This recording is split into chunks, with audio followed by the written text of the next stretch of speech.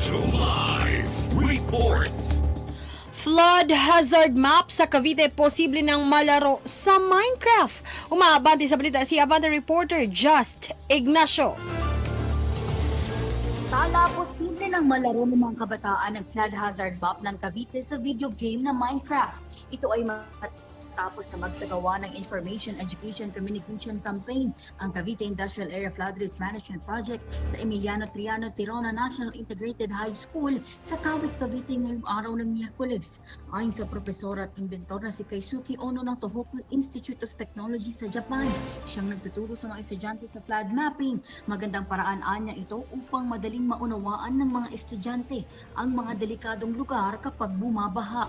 Nabatid na pinagsama ni Ono ang flood hazard map at 3D video game na Minecraft kung saan madaling matukoy ng mga kabataan kung saan ito tutungo kapag bumabaha. Ito rin anya ang kauna-unahang flood hazard map na ginawa sa pamamagitan ng 3D video game na Minecraft na maaaring ma-access at gamitin sa pamamagitan ng pag-scan ng QR code. Magtatagal naman hanggang bukas ang nasabing training na pwedeng mapanood sa official na Facebook page ng CIA Frame. Ako, si Just Ignacio ng Abante Radio. Ito ang balitang mabilis, mabangis, walang mintis.